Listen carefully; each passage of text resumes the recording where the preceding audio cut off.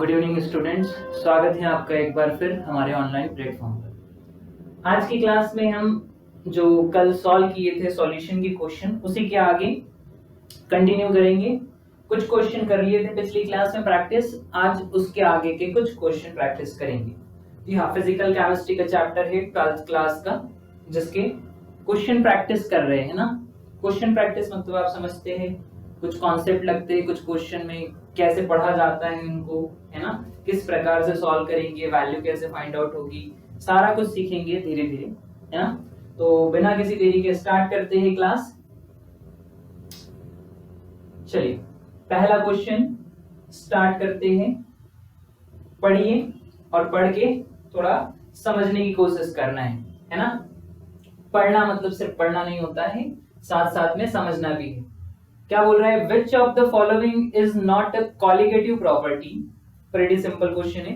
जो सॉल्यूशन है उसका सेकंड पार्ट जो होता है जिसमें कॉलिगेटिव प्रॉपर्टीज स्टडी की जाती है, तो आपको पता होगा कॉलिगेटिव प्रॉपर्टी कितनी होती है। 4 कॉलिगेटिव प्रॉपर्टी है अपने पास।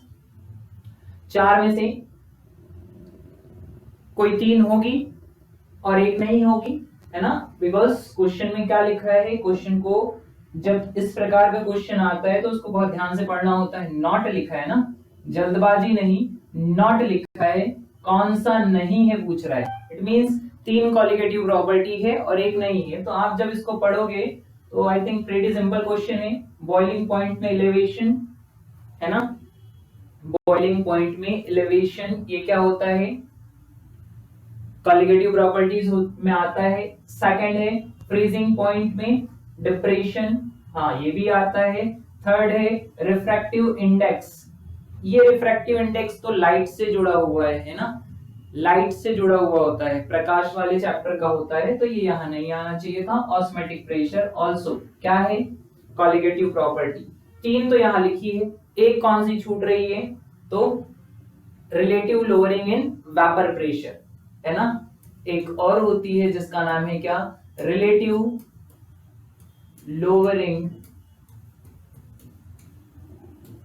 इन वेपर प्रेशर।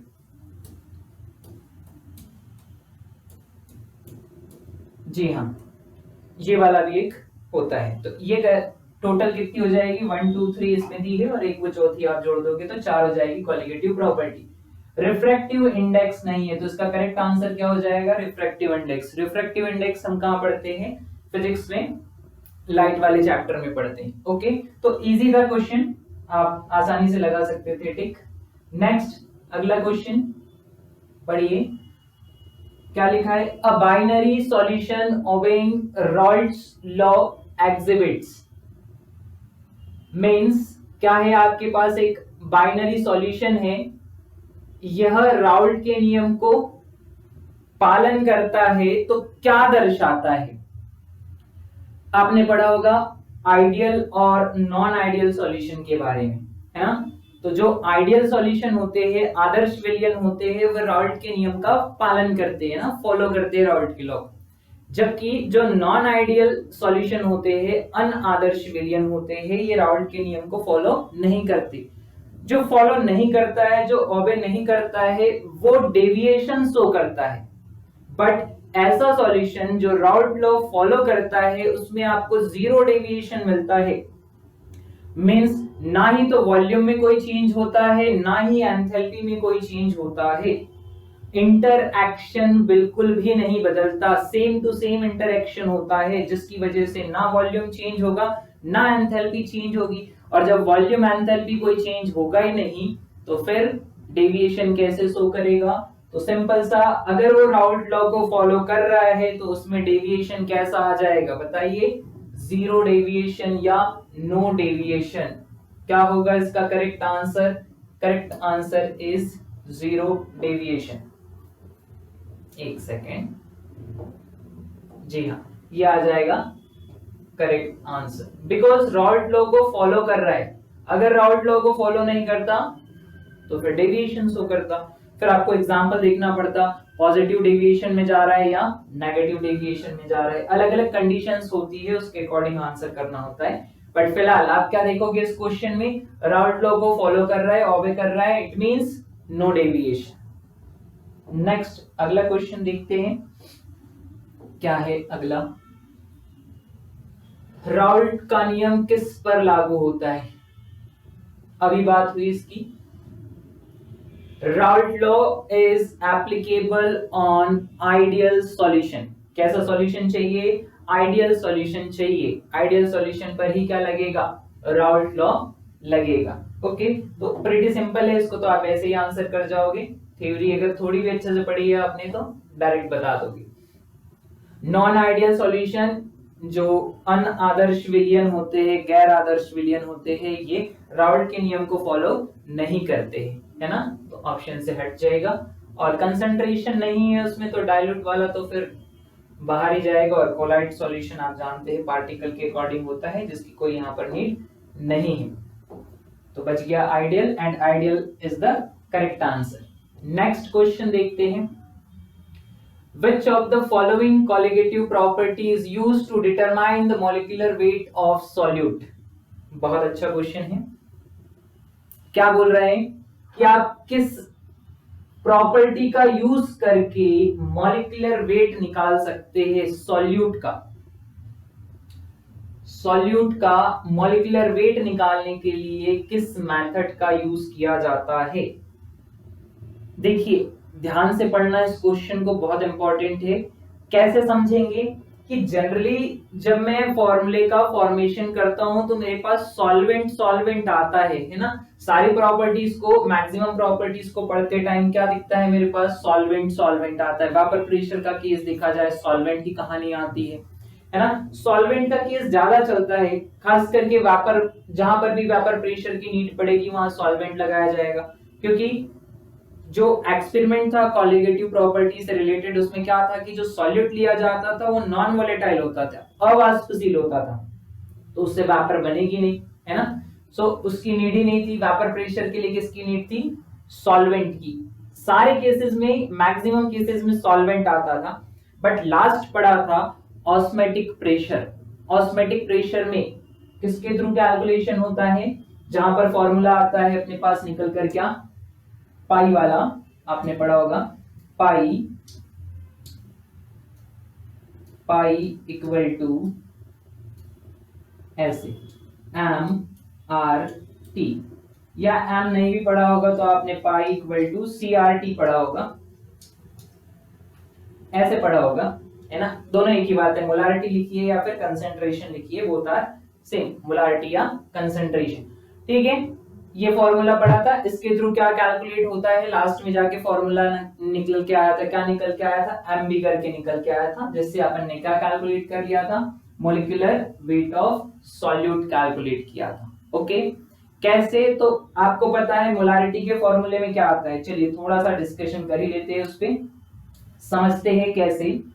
लाइक पहले तो मैं ऑप्शन के थ्रू बता दूं आपको, फिर थोड़ा अच्छा लगेगा कि नहीं जल्दी आंसर हो जाता है, इतनी कुछ मेहनत नहीं लगती है अगर आप थोड़े जानकार है तो, है ना। देखिए इसमें ऑस्मेटिक प्रेशर और वेपर प्रेशर दो चीजें लिखी हुई है। नाउ थर्ड है सरफेस टेंशन, जो इससे बिल्कुल रिलेटेड नहीं है। फोर्थ है रिफ्रैक्टिव इंडेक्स, जो भी रिलेट नहीं करता इस चीज को। बच गए कितने मेरे पास? दो ऑप्शन, 50-50 का case, vapour pressure and osmotic pressure. तो वेपर प्रेशर तो कहां मेजर होता है? किसके अकॉर्डिंग मेजर होता है? तो सॉल्वेंट के अकॉर्डिंग, है ना। इसको डिसाइड करने वाला कौन होता है? वेपर प्रेशर को डिसाइड करने वाला होता है सॉल्वेंट, क्योंकि उसी के पास है ना, सिर्फ विलायक के पास है वो केस, तो विलायक ही डिसाइड करेगा उसको। ओके, बच गया कौन? ऑस्मेटिक प्रेशर, आप टिक कर दोगे उस पे। अब देखते हैं बाय फॉर्मूले कैसे कैलकुलेट होता है। तो पाई इक्वल टू MRT या CRT, एनीथिंग आपको जो लगे। नाउ यहां से M फॉर मोलारिटी, मोलारिटी की वैल्यू रखूंगा मैं, तो क्या मिलेगा? मोलारिटी की वैल्यू N, है ना। P मान लेता हूं, P फॉर क्या है मेरे पास? सॉल्यूट है, P इज द सॉल्यूट। ठीक है, तो आपको पता है मोलारिटी में क्या रखते हैं? ऊपर number of mole of solute, और नीचे क्या रखा जाता है? बोलिए, वॉल्यूम रखा जाता है। इनटू क्या आ जाएगा? RT आ जाएगा। अब आपको पता है कि number of mole of B equal to क्या होता है? गिवन वेट या गिवन मास अपॉन क्या होता है, molar mass, molecular mass. Now यहाँ पर मैं फॉर्मूला बनाऊंगा NP इक्वल टू क्या बन जाएगा, गिवन वेट को मैं लिख दूंगा WB, गिवन को W से लिख दूंगा और मॉलिक्यूलर को किससे लिख दूंगा, M से लिख दूंगा। ये कहानी पूरी की पूरी आप यहाँ रख दीजिए। यहाँ रखोगे तो क्या मिलेगा, pi equal to NB upon, sorry NB की जगह तो वो रख रहे अपन, V को आप इसके डिवाइड में पहुंचा दीजिए, है ना, उसको सेपरेटली रख दीजिए। तो ये आ जाएगा क्या, given weight molecular weight, okay. Now RT/V। अब देखिए इसमें क्या है, मॉलिक्यूलर वेट भी है और गिवन वेट भी है। तो मुझे गिवन वेट चाहिए तो मैं सारी चीजों को इस तरफ पहुंचा दूंगा। सारी चीजें जब इस तरफ आ जाएगी, है ना, सारा का सारा फॉर्मूला इस तरफ कर दो, उधर सिर्फ क्या छोड़ना है आपको, W भी छोड़ना है। तो W भी कैसे आ जाएगा, मॉलिक्यूलर वेट बताना है। मॉलिक्यूलर वेट के लिए तो MB को ले आओ, बस पाई को इधर पहुंचा। मॉलिक्यूलर वेट बताना है तो MB, मॉलिक्यूलर बताना है ना हमको, मॉलिक्यूलर MB को यहाँ पहुंचाओ, पाई को वहां पहुंचा दो। क्या हो जाएगा, WB upon pi into RT/V, RT/V। ये बन गया क्या, फॉर्मूला किसके लिए, molecular weight of solute. Done. तो ऐसे डिटरमाइन किया जाता है। अब हो सकता है आपके पास वैल्यू गिवन हो, है ना, ऑस्मोटिक प्रेशर दिया गया हो और बाकी सारी चीजें, R तो कांस्टेंट होता है ना, लेटर ATM में इसकी वैल्यू रख देना आसान। T गिवन रहेगा आपको और V फॉर वॉल्यूम वो भी गिवन रहेगा, सबको रख दोगे, MB निकल आ जाए, इजीली निकल आए। तो इस तरीके से इसका फॉर्मूला बनता है और फॉर्मूले से क्या निकालोगे आप, MB निकालोगे, है ना। नाउ इजी है, आपसे सिर्फ इतना पूछा गया था मॉलिक्यूलर वेट कौन डिसाइड करता है, तो osmotic pressure molecular weight decide करता है, किसका, सॉल्यूट का। सॉल्वेंट के लिए तो आप किसको यूज करोगे, वेपर प्रेशर को यूज करोगे, ओके। उम्मीद है समझ में आया होगा। नेक्स्ट अगले क्वेश्चन की तरफ चलते हैं, देखते हैं अगला क्वेश्चन क्या होगा। The lowering of vapor pressure is directly proportional to, अच्छा सा क्वेश्चन है। The lowering of vapor pressure is directly proportional to, किसके डायरेक्टली प्रोपोर्शनल होता है, तो आप जानते हैं वेपर प्रेशर में कमी किसके बराबर होती है, उसके मोल फ्रैक्शन के बराबर होती है। जो सॉल्वेंट डिसॉल्व होता है उसके मोल फ्रैक्शन के बराबर होता है, किसके बराबर, सॉल्वेंट के मोल फ्रैक्शन के बराबर। सो बी इज द करेक्ट। कैसे, तो फॉर्मूला आपको आता ही होगा लोअरिंग वाला, चलिए फॉर्म कर लेते हैं फटाफट से, कोई इशू नहीं। टोटल प्रेशर जब आप निकालते हो तो टोटल प्रेशर में फॉर्मूला निकल कर आता है, या फिर मैं उसको अभी के लिए ऐसे लिख दूं सिंपल। लोअरिंग क्या होता है, डायरेक्ट, जबकि पढ़ चुके हैं तो डायरेक्ट लिख देते हैं, PA not minus PA upon, relative बोला होगा तो रिलेटिव रखेंगे, अदरवाइज लोअरिंग तो यही होती है, तो लोअरिंग यही है, इक्वल टू क्या हो जाता है, PA नॉट ज़ेटा A हो जाता है, और सॉरी ज़ेटा B।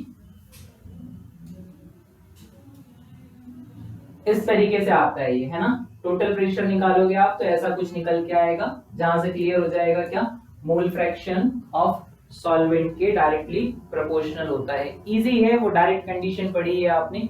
अगर आप इसको रिलेटिव वाले को नीचे ले जाते हो तो इधर जस्ट क्या बचेगा आपके पास, मोल फ्रैक्शन बचता है, ठीक है। नेक्स्ट अगला question, which of the following solute will have the highest want of factor।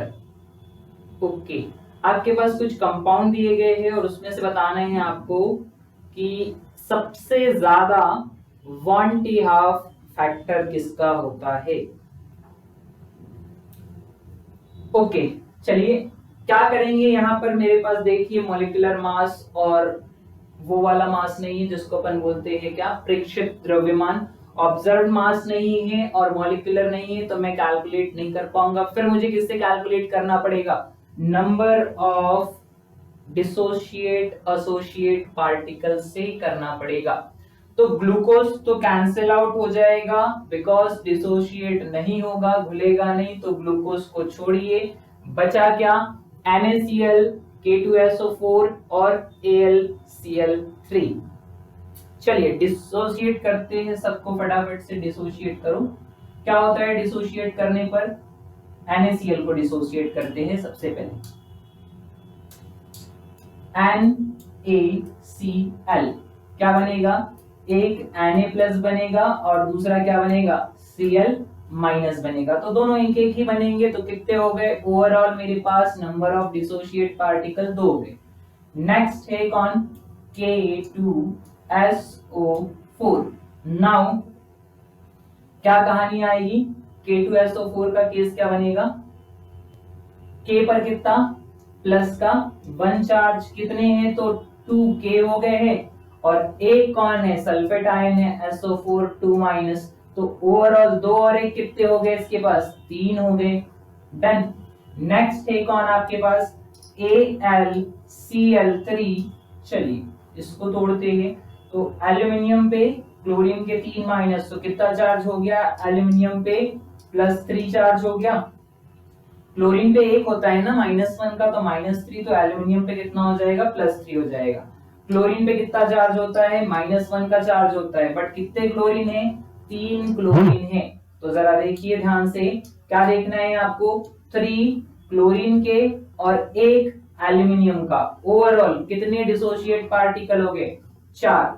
तो बताइए सबसे ज्यादा वॉन टर फैक्टर आपको किसका मिलेगा?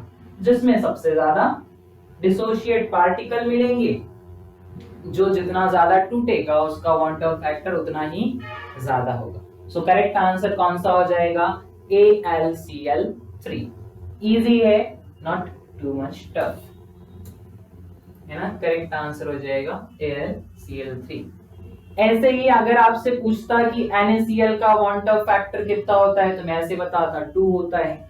पूछता K2SO4 का कितना होता है, तो मैं बोलता 3 होता है। अगर मेरे से पूछता AlCl3 का कितना होता है, तो मैं बताता 4 होता है ना? तो आप इसी से क्या कैलकुलेट कर सकते हैं? वॉन टर फैक्टर भी कैलकुलेट कर सकते हैं। 2 फॉर्मूले आते हैं उसमें, एक एबनॉर्मल मास वाला आता है और एक डिसोशिएट या एसोसिएट पार्टिकल के अकॉर्डिंग निकाला जाता है। ठीक है, आई होप समझ में आया होगा आपको। नेक्स्ट क्वेश्चन की तरफ बढ़ते हैं, देखते हैं अगला क्वेश्चन क्या है। तो पढ़िए क्या लिखा है। For a solution of BaCl2 the van't factor is, जैसे कि अभी बात हुई अपनी जस्ट थोड़ी देर पहले क्वेश्चन में, अपन ने क्या किया? डिसोशिएट करके देखा। अब वो बोल रहा है आपको कि उसके पास क्या है? BaCl2 है। BaCl2 को आपको क्या करना पड़ेगा? ब्रेक करना पड़ेगा, और ब्रेक करके बताना पड़ेगा कि उसका वॉन टर फैक्टर कितना होगा। तो देखिए इजी है, टफ नहीं है। क्या करना होगा? मुझे लेना है BaCl2, ये ले लिया मैंने BaCl2। नाउ BaCl2 में डिसोसिएशन कीजिए, क्या हो जाएगा? क्लोरीन पर कितना चार्ज होता है? -1 चार्ज होता है। कितने क्लोरीन है? 2 क्लोरीन है, तो कितना चार्ज हो जाएगा ओवरऑल? -2 हो जाएगा। तो बेरियम पे कितना चार्ज चढ़ेगा? Ba2+ चार्ज चढ़ेगा, क्योंकि बेरियम तो एक ही है। तो एक ये पार्टिकल हो गया और 2 क्लोरीन के पार्टिकल हो गए। ओवरऑल मिलकर कितने पार्टिकल हो गए? ओवरऑल मिलकर हो गए 3 पार्टिकल, 2 क्लोरीन के और 1 किसका? बैरियम का। ओवरऑल हो गए कितने? 3 पार्टिकल। तो BaCl2 का वॉन टर फैक्टर कितना हो जाएगा? 3। जी हाँ, करेक्ट आंसर इज 3। आसान है, जी हाँ बिल्कुल आसान है, बस थोड़ा सा पता होना चाहिए टेक्निक कैसे करते हैं, दैट्स ऑल। आगे बढ़ते हैं अगले क्वेश्चन की तरफ। देखिए जरा क्या है अगला क्वेश्चन। न्यूमेरिकल्स है, चलिए कोई नहीं, करते हैं सॉल्व, पढ़ते हैं। लिखिए क्या लिखा है, सॉरी पढ़िए क्या लिखा है। Calculate the boiling point of a solution prepared by dissolving 10 gram of glucose in 200 gram of water। क्या बोल रहा है? 200 ग्राम पानी है उसके पास, वाटर है, और उसमें 10 ग्राम किसके घोले जा रहे हैं? ग्लूकोज के घोले जा रहे हैं। तो ग्लूकोज इज द सॉल्यूट कितना है 10 gram and water is the solvent कितना है 200 ग्राम है। ओके फिर क्या बोल रहे हैं the boiling point elevation constant KV for water is 0.52। Okay दिया है बहुत अच्छी बात है, अगर नहीं भी दिया है तो आप इस चीज को याद कर लेंगे है ना। बॉइलिंग ये जो होता है ना boiling constant boiling elevation constant इसके लिए वाटर के लिए ये वैल्यू आप याद भी रख सकते हैं और रखना चाहिए। कई बार क्वेश्चन में मेंशन नहीं करता है, आपसे डायरेक्ट भी पूछ सकता है वो कितनी होती है। सो याद रखिए 0.52।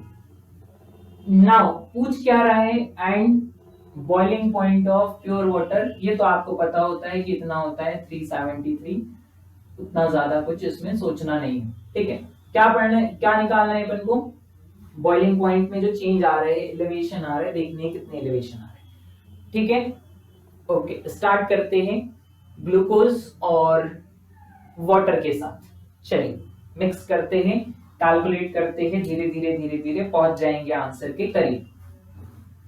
क्या कहानी होगी तो सिंपल सी बात, पहले मैं बोलूंगा फॉर्मूला। फॉर्मूला क्या होता है तो आप बोलोगे डेल टीबी बॉइलिंग पॉइंट वाला इक्वल टू आई मेंशन नहीं है, आपको बताया गया था कि अगर आई मेंशन हो तो आई की वैल्यू रखिए, अदरवाइज यहाँ पर आई नहीं है। आपको पता है ग्लूकोज डिसोशिएट नहीं होता है तो उसके लिए आई की नीड नहीं है। सीधा रखेंगे किसको के बी इंटू क्या रखा जाता है स्मॉल एम। स्मॉल एम क्या होता है मोलालिटी, और मोलालिटी का फॉर्मूला क्या होता है मोलालिटी इक्वल टू ऊपर रखते हैं नंबर ऑफ मोल्स ऑफ किसके सॉल्यूट के, और नीचे रखा जाता है किसको नीचे रखा जाता है मास ऑफ सॉल्वेंट को। ओके ऊपर रखते हैं क्या number of moles of solute विलेय के मोलों की संख्या, और नीचे रखते हैं किसका द्रव्यमान विलायक का द्रव्यमान। ठीक है तो स्टार्ट करते हैं फटाफट से।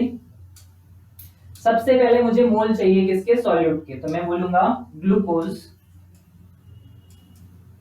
इसके मोल निकालने हैं ना, तो ग्लूकोज के मोल निकालने के लिए क्या करना पड़ेगा n इक्वल टू ऊपर गिवन मास कितना है मास उसका 10 ग्राम है। ओके और नीचे रखना है क्या उसका मॉलिक्यूलर मास, तो मॉलिक्यूलर मास आपको याद होगा, अगर याद नहीं होता है तो कोई इशू नहीं निकाल सकते हैं, बट आई थिंक याद होता है तो ज्यादा बेटर हो जाता है। चलिए देखिए कितना लिखा है ग्लूकोज का C6 है प्लस H12 है प्लस O6 है, तो 6 कार्बन का कितना होता है 12 प्लस 12 हाइड्रोजन कितना होता है एक हाइड्रोजन का एक ही होता है 6 ऑक्सीजन, एक ऑक्सीजन का कितना होता है 16 होता है, ये बन गया।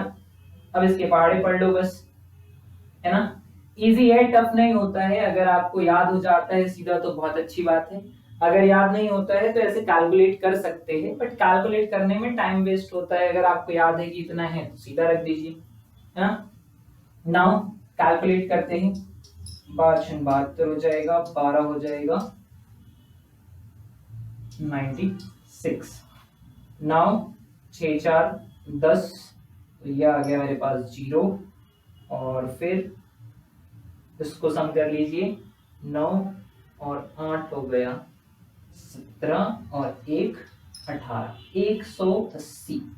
जी हाँ, अगर आपको डायरेक्ट याद होता आप सीधे रख देते कितना 180 ग्राम, है ना, पर मोल। सो ये हो गया 180 ग्राम पर मोल, तो मैंने वहां पे रख दिया 180। नाउ ये क्या हो गए नंबर ऑफ मोल्स हो गए। अब क्या मास ऑफ सॉल्वेंट, तो मास of solvent I think direct given है, आपको कुछ करने की जरूरत ही नहीं है।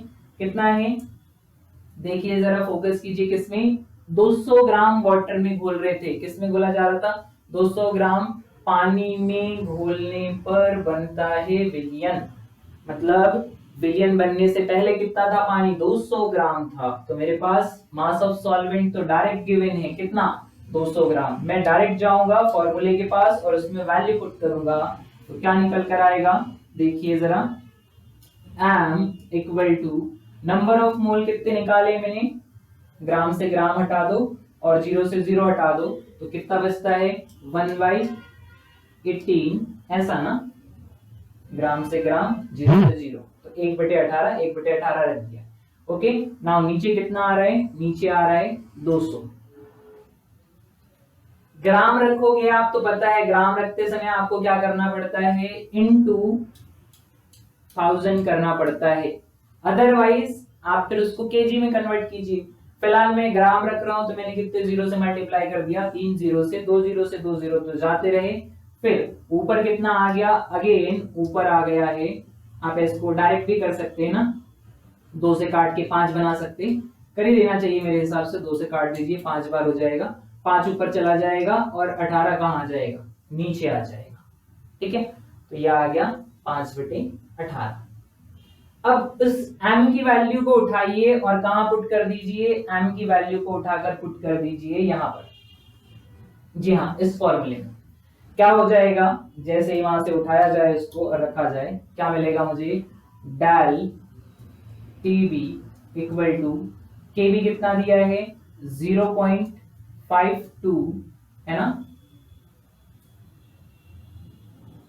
केल्विन है वो, ओके, 0.52 और इनटू में रख दूंगा मैं कितना, 5/18, ऐसे इस तरीके से।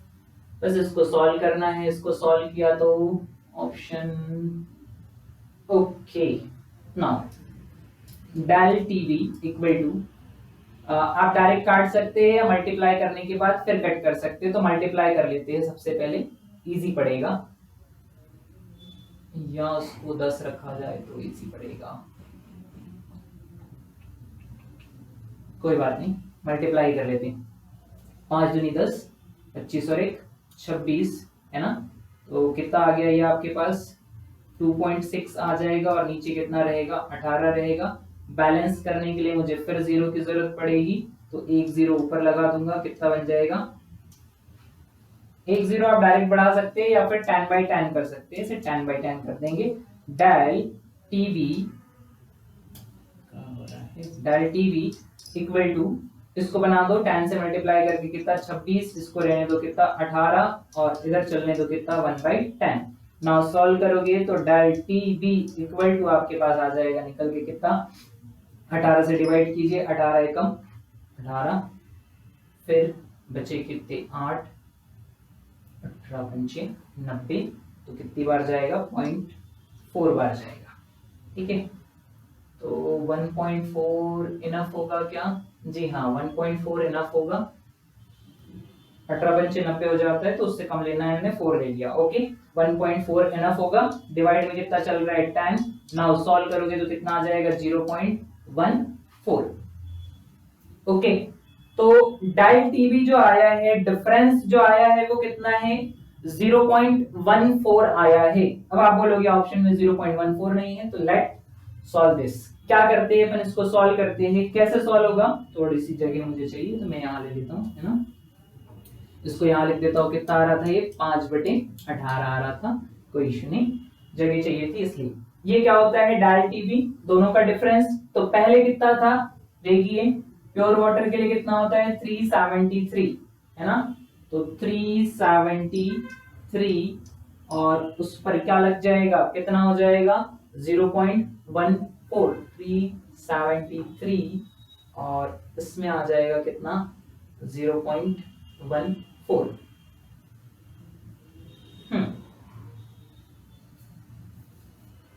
डेल टीवी इक्वल टू, बात का टेम्परेचर क्या होता है, वो सॉरी बॉइलिंग पॉइंट इंक्रीज हो जाता है, एलिवेशन होता है, तो बाद वाले को पहले लिखना पड़ता है टीवी माइनस क्या होता है टीवी नॉट। तो प्योर स्टेट में कितना था, वो प्योर स्टेट में था 373 और अब क्या हो गया है, चेंज होकर कितना चेंज आया है, तो ये चेंज आया है, ओवरऑल होता है ना इसमें, तो इसकी जगह लिख दूंगा 0.14 इक्वल टू क्या टीबी, यही पूछ रहे हैं आपसे, प्योर वाला कितना था 373, माइनस 373 को इस तरफ ले जाओगे तो उसमें जुड़ जाएगा और कितना हो जाएगा 373.14 इक्वल टू टीबी, ओके, 373.14 वाला देख लीजिए, ऑप्शन में है नहीं 373.14, तो फिर ये आएगा, है ना 373.26। आई थिंक उनने 15 में ऐड कर दिया है, 15 के समथिंग कुछ लेकर ऐड कर दिया है। इसमें अगर 0.15 होता तो ये 14 और 15 हो जाता 29, फिर भी 29 होता है ना, तो उसको करेक्ट करते हैं अपन और लिखते हैं कितना, ऑप्शन को करेक्ट करके 373.14। अगर 373 लिया जा रहा है तो अगर 373.15 ले लेगा तो फिर 29 आ जाएगा। उसके दोनों ऑप्शन में नहीं मेंशन हो रहे थे, 26 लिखा था, तो on an average correct answer होगा ये। ओके, बट देखिए थोड़ी सी मेथड लेंथी लग रही है आपको, है ना। अगर कैलकुलेशन फास्ट होते फटाफट से आपको पता होता है 180 तो आप 180 सीधे रखते, 180 से सीधा सीधा कैलकुलेट होता, एम आ जाता फटाफट से, एम से क्या निकलता डेल टीवी। अगर आपसे बोलता वो कि एलिवेशन कितना हो रहा है तो एलिवेशन कितना होता है, चेंजेस कितना हो रहा है, परिवर्तन कितना हो रहा है, डेल टीवी कितना आया 0.14। बट वो पूछा है आपसे क्या बॉइलिंग पॉइंट क्या होगा सॉल्यूशन का, तो बॉइलिंग पॉइंट के लिए आपको क्या निकालना पड़ेगा, टीबी निकालना पड़ेगा। TB is the boiling point, है ना। एलिवेशन होता है ये, इसको बोलते हैं क्या, बॉइलिंग पॉइंट में एलिवेशन, क्वथनांक में उन्नयन। कितना उन्नयन हुआ क्वथनांक में, तो 0.14 का हुआ है। अब वो 0.14 ऐड हो जाएगा क्योंकि आपको पता है जैसे ही सॉल्यूशन में डाला जाता है उसका बॉइलिंग पॉइंट इंक्रीज हो जाता है। कितना इंक्रीज हुआ, तो 0.14 से इंक्रीज हुआ। आई होप समझ में आया होगा। इसी के साथ बढ़ते हैं अगले क्वेश्चन की तरफ, देखते हैं अगला क्वेश्चन क्या बोल रहा है। डन।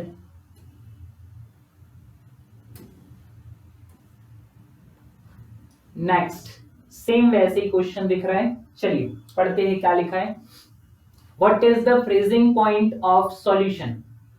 अब आपसे क्या पूछ रहा है, जैसे पिछले क्वेश्चन में बॉइलिंग पॉइंट पूछा है वैसे इस क्वेश्चन में पूछ रहा है फ्रीजिंग पॉइंट क्या है। Prepared by dissolving 1.17 gram of NaCl in 100 gram of water. 1.17 gram NaCl का बोला जा रहा है किसमें, 100 ग्राम ऑफ वाटर में। ओके, और देखिए डिप्रेशन कांस्टेंट भी दिया है, कितना दिया है 1.86। आपको ये दोनों वैल्यू याद कर लेनी चाहिए ना। बॉइलिंग वाटर के लिए जो कांस्टेंट होता है बॉइलिंग एलिवेशन कांस्टेंट, और वाटर के लिए जो फ्रीजिंग डिप्रेशन कांस्टेंट होता है ये भी याद कर लेना चाहिए, है ना। कई बार ये वैल्यू गिवन नहीं होती।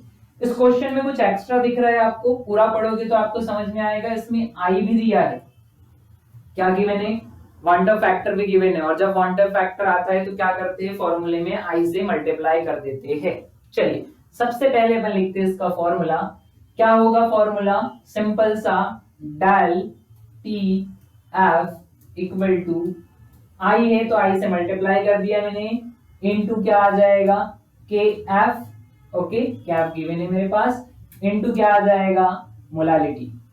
ठीक है, अगेन मोलालिटी का फॉर्मूला क्या होता है, तो मोलालिटी इक्वल टू फिर से number of moles of solute, number of moles of solute, नीचे क्या आ जाएगा, नीचे आ जाएगा क्या, मास ऑफ सॉल्वेंट।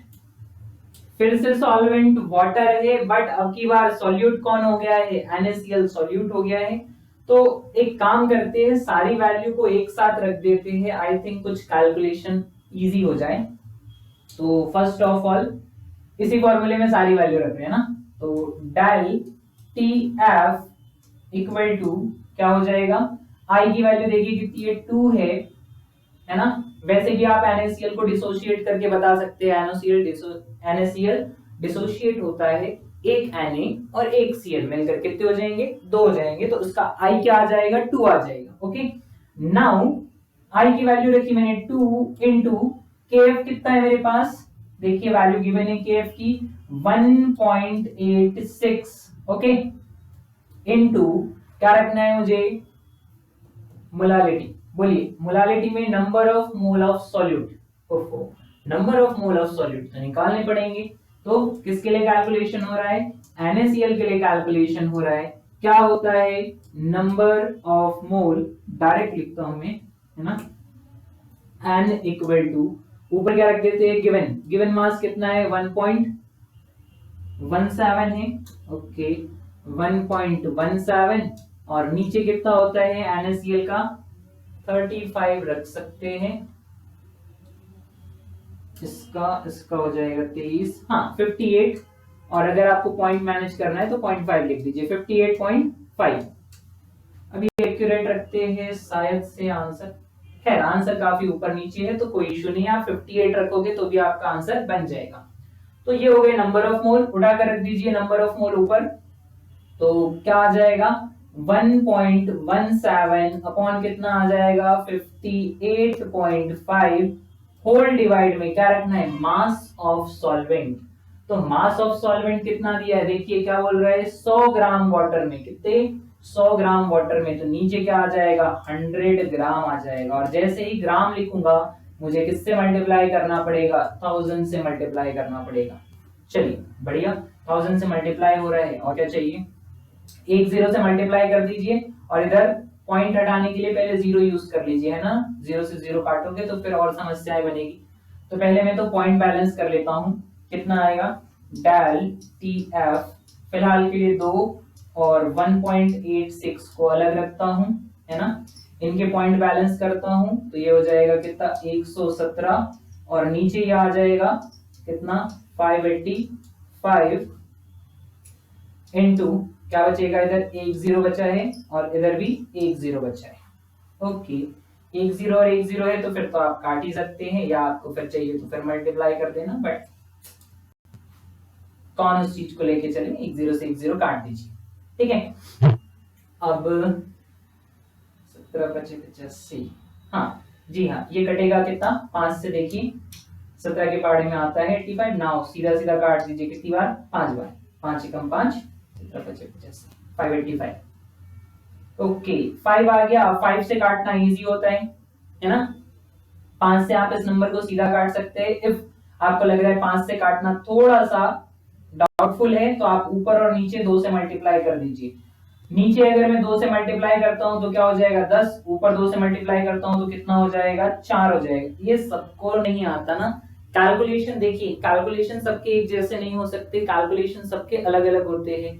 हो सकता है बचपन में आपको कुछ और सिखाया गया हो, है ना, आपके कैलकुलेशन करने का तरीका कुछ अलग हो, आपके पहाड़े अलग चलते हो, होता है, इट इज पॉसिबल, है ना। तो डेल टीएफ इक्वल टू, मैं ऊपर भी 2 से मल्टीप्लाई कर रहा हूं तो 4 बन गया, नीचे 2 से मल्टीप्लाई किया तो 5 क्या बन गया 10 बन गया, इनटू कितना है 1.86 है, ठीक है। नीचे का 5 तो गायब हो गया, अब बस 4 से मल्टीप्लाई करना है मुझे, और क्या करना है 10 से डिवाइड करना है। तो 4 से मल्टीप्लाई करूंगा मैं, डेल टीएफ इक्वल टू 4 से मल्टीप्लाई कर रहे हैं, 6 चौक 24, बचा कितना 2, 8 34 के 4, 3 4 एकम 4 7, 7.44, ये आ गया 7.44, डेल टीएफ इक्वल टू 7.44। अब 7.44 जो आया है that one is the difference, है ना, ये आंसर नहीं है, ओके थोड़ा संभल के। 7.44 जो आया है ये क्या है, डिफरेंस है कि आपके पास जो फ्रीजिंग पॉइंट था उसमें कितना डिप्रेशन आया, तो इतना डिप्रेशन आया 7.44 का।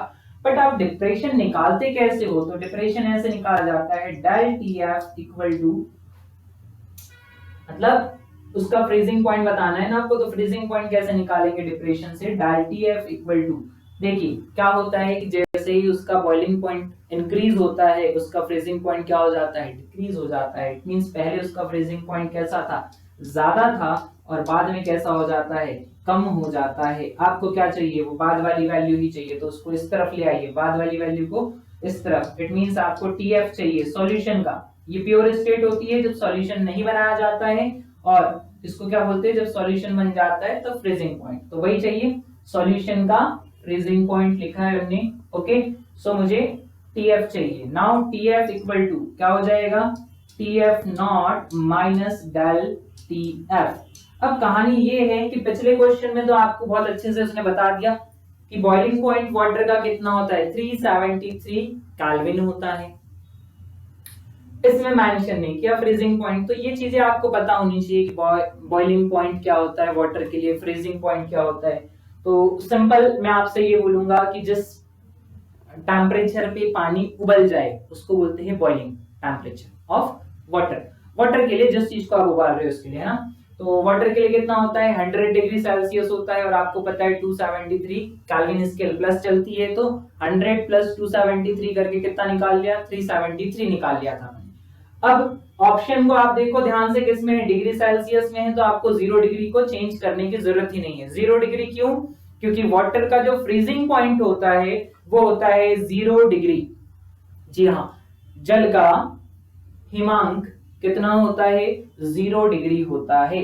इट मींस मुझे TF नॉट पहले से पता था, और TF नॉट कितना था, 0 था, 0 डिग्री। 0 डिग्री में से कितना घटाना है, 7.44 घटाना है। जैसे ही मैं 7.44 घटाऊंगा क्या आ जाएगा आंसर, 0 में से 7.44 घटाया तो TF इक्वल टू माइनस का 7.44 डिग्री सेल्सियस। अब आया आपका आंसर। अब मैच कीजिए,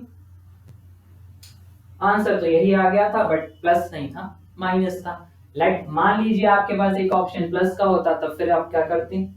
हालांकि फिलहाल तो सारे माइनस के हैं, तो करेक्ट आंसर कौन सा हो जाएगा, ए, माइनस 7.44।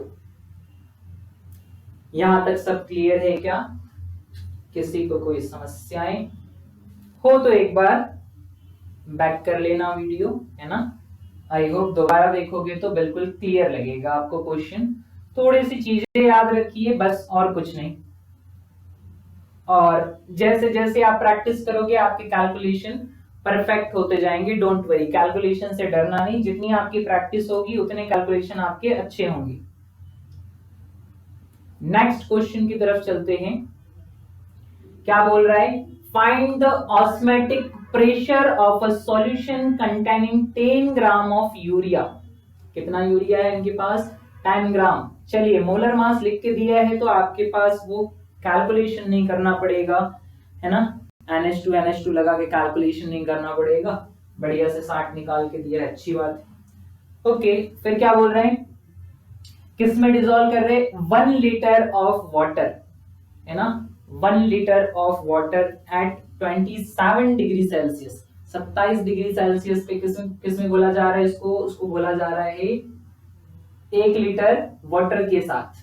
ठीक है, सारी वैल्यू निकालिए बाहर, और फिर लास्ट में क्या पूछा उनने, ऑस्मेटिक प्रेशर पूछा है मेरे से। चलिए स्टार्ट करते हैं। क्या कि 10 ग्राम यूरिया दिया है मेरे पास, तो यूरिया कितना है मेरे पास, 10 ग्राम है।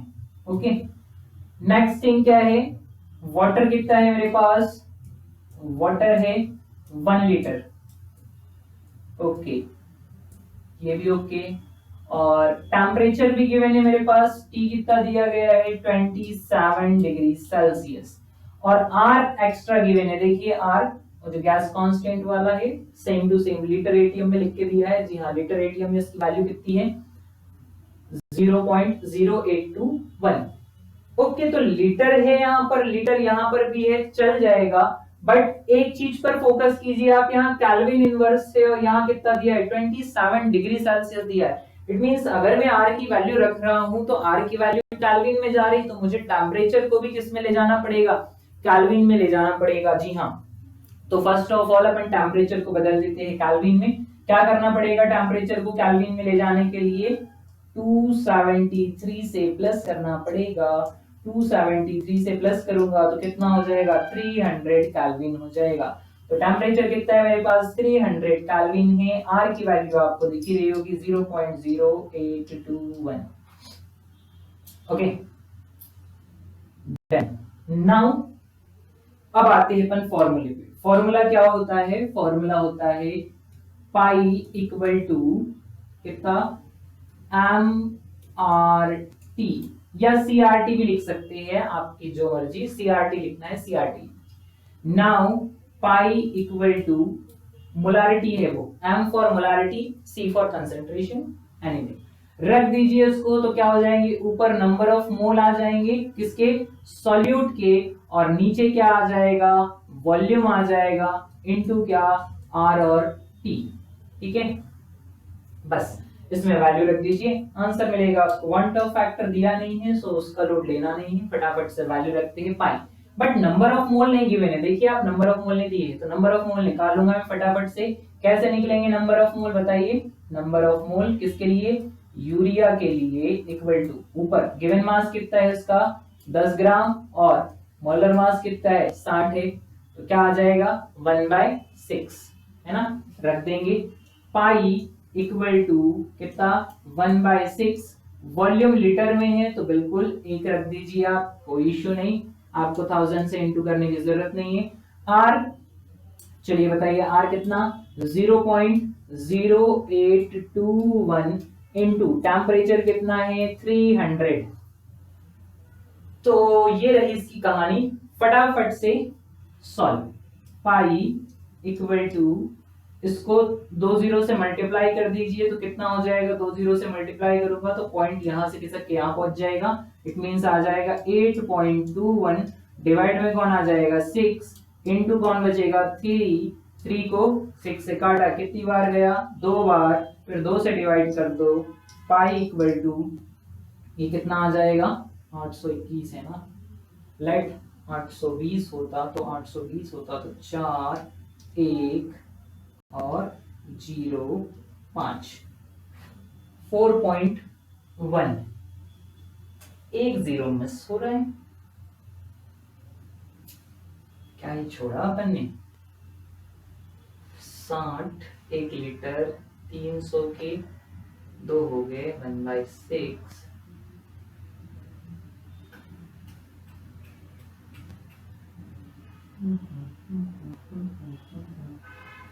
कुछ तो मिस है भैया, क्या है मिस,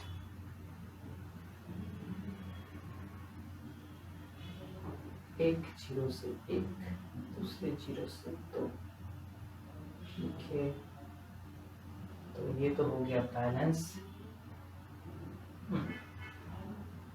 8.21, 2 से काटा 4.10 ATM, ऑप्शन इसमें 0.410 ATM है, अपना आ रहा है 410, एक डेसिमल गड़बड़ है। चलिए एक बार क्वेश्चन में वैल्यू चेक कर लेते हैं, 10 ग्राम था, 60 ग्राम था, ओके, 1 लीटर था, 1 लीटर रख दिया है, ओके 1 लीटर है। नाउ एक जीरो से मल्टीप्लाई किया तो ये गया, दूसरे जीरो से मल्टीप्लाई किया तो ये गया, 8.21, 8.21/6, 3 से काटा कितनी बार कटेगा 2 बार, ओके कट गया, कटने के बाद फिर 2 से काटा तो 4। जी हाँ ये करेक्ट है, ज्यादा टाइम वेस्ट नहीं करते हैं, है ना। मे भी ऑप्शन में कुछ होता रहता है ऐसे, जब पीपीटी बनती है तो ऑप्शन पे उतना ध्यान नहीं दिया जाता, क्या है आंसर भी नहीं देखे जाते ना कैलकुलेट करके। चलिए डायरेक्ट कैलकुलेशन था इसलिए थोड़ा सा कुछ गड़बड़ है, ये पॉइंट नहीं आ रहा है, डायरेक्ट आंसर आ रहा है कितना 4.10 ATM, ऐसे करके, ठीक है।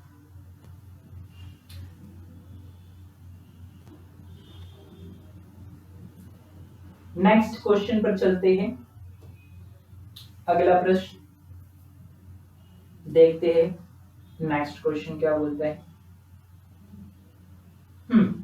पढ़िए जरा ध्यान से और ट्राई कीजिए कि बने आपसे, इस बार बन जाए।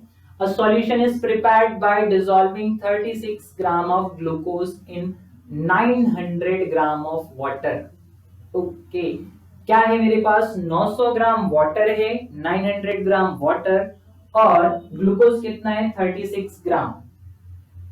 Calculate the relative lowering of vapour pressure, जो वेपर प्रेशर है उसमें रिलेटिव लोअरिंग कितनी आ रही है वो कैलकुलेट करना है, बहुत आसान है ना। फॉर्मूला पता होना चाहिए आपको, बस फॉर्मूले के आगे कुछ नहीं, इजी सा क्वेश्चन है, एकदम आसानी से कर सकते हैं आप, कोई समस्या नहीं होगी। चलिए निकालते हैं। क्या होगा फॉर्मूला लोअरिंग का?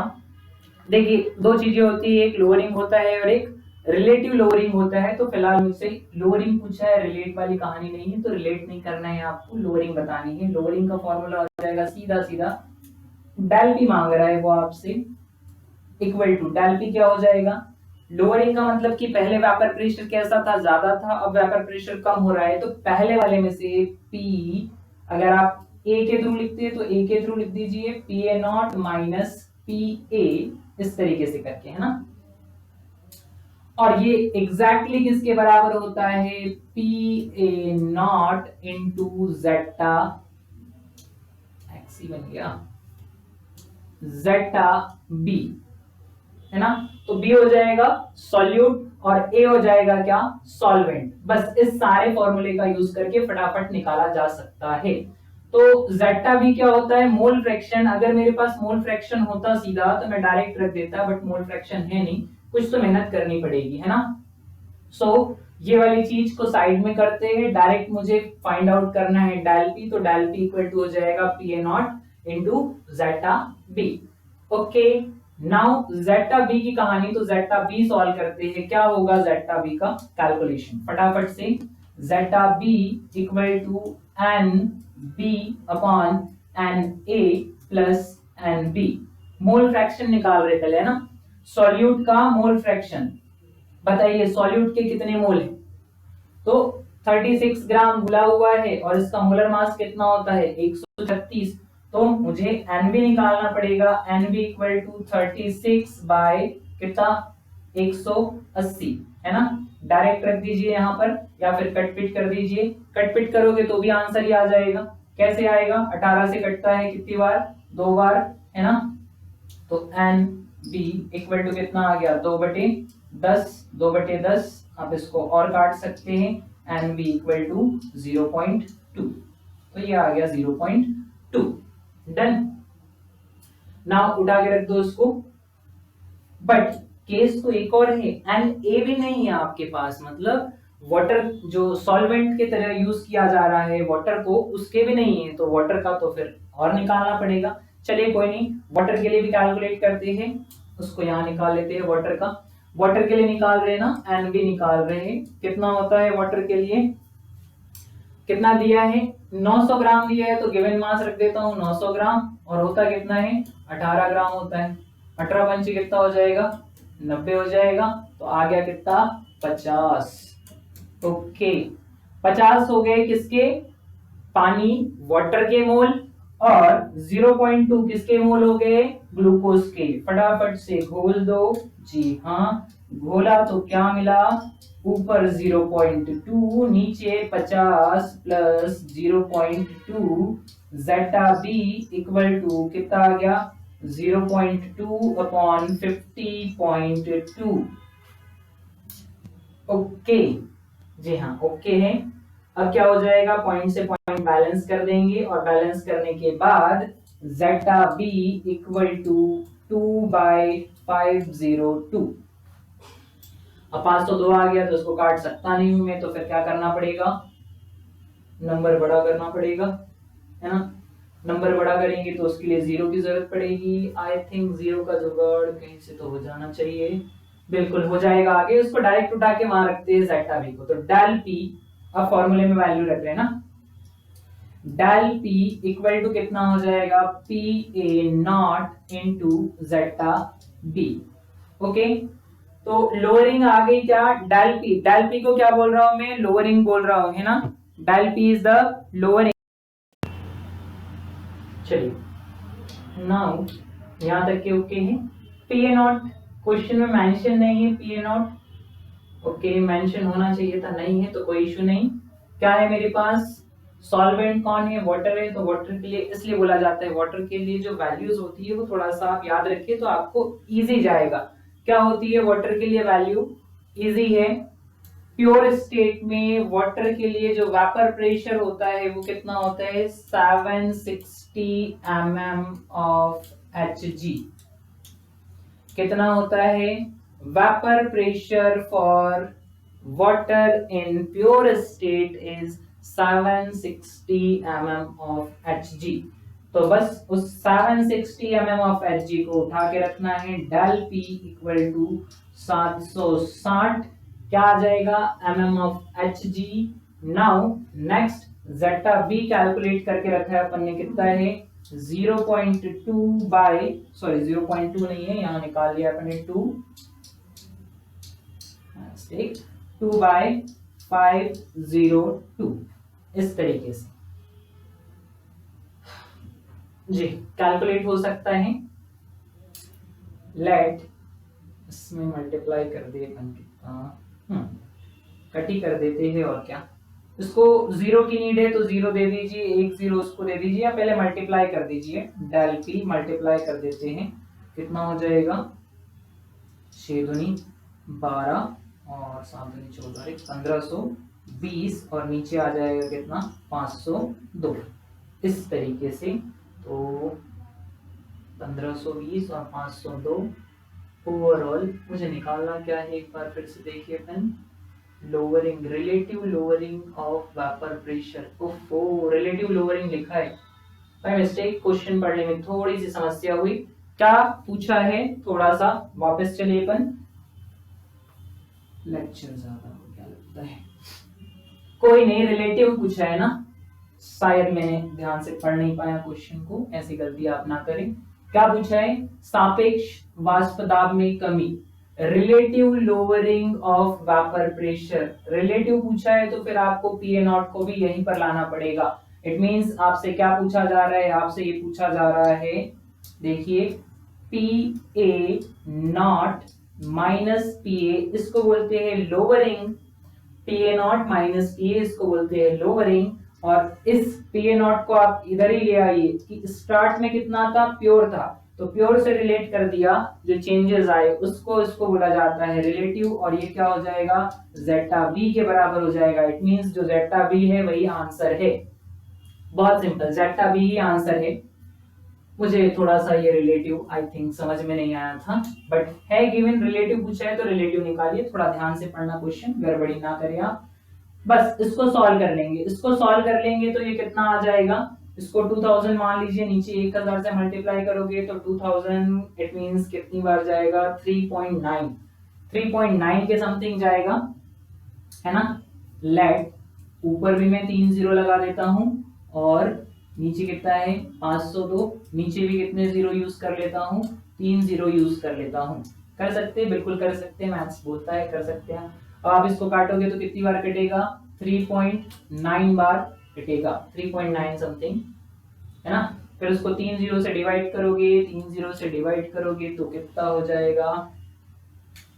5 3 15 बचो के 20, हाँ जी बिल्कुल, 3.9 डिवाइडेड बाय 1000 इस तरीके से आएगा। नाउ कर लीजिए सॉल्व। फिर जेटा V इक्वल टू कितना? एक डिजिट इधर खिसकेगा 1 0 से, फिर 2 0 से और खिसकेगा तो 0.039, ये आ जाएगा 0.039। बट फिर ऑप्शन में 0.039 नहीं है, ऑप्शन मिसप्रिंट है। अपन तो बोलेंगे इतना ही आएगा, क्योंकि 5 के 20 होता है, 4 से थोड़ा सा कम कर दीजिए आप, 3.9 आएगा। It means the correct answer is 0.039। अभी यही कर सकते हैं, लास्ट केस यही होता है। तो ये थे कुछ न्यूमेरिकल जो सेकंड पार्ट पर बेस्ड थे, कॉलिगेटिव प्रॉपर्टीज। आप थोड़े कैलकुलेशन अच्छे बनाइए, है ना, धीरे धीरे प्रैक्टिस करते जाइए, आते जाएंगे आंसर, क्वेश्चन बनते जाएंगे, है ना। टफ समझते हैं इसके न्यूमेरिकल्स को, पर इतने भी टफ नहीं होते, थोड़ा सा कैलकुलेशन एक्स्ट्रा होता है, चीजें ज्यादा कैलकुलेट करनी पड़ती है, सीधे आंसर नहीं आते, बट ज्यादा डिफिकल्ट नहीं है। आप अगर करते हो, 2-4 बार प्रैक्टिस करोगे तो आपसे डेफिनेटली क्वेश्चन बनने लगेंगे, ठीक है। तो उम्मीद है आपको समझ में आया होगा, कुछ तो हेल्प मिली होगी, कुछ पोटेंशियल आपका इंक्रीज होगा, डेफिनेटली होगा। आप पूरा देखिए, पूरा सॉल्व कीजिए, है ना। और एक बार सारे जो क्वेश्चन अपन ने आज करे उनकी प्रैक्टिस खुद से कीजिए, बढ़िया रहेगा, बिल्कुल रिजल्ट मिलेगा आपको, है ना। ओके, इसी के साथ एंड करते हैं आज का सेशन। मिलते हैं नेक्स्ट क्लास में नेक्स्ट टॉपिक के साथ। तब तक के लिए थैंक यू सो मच।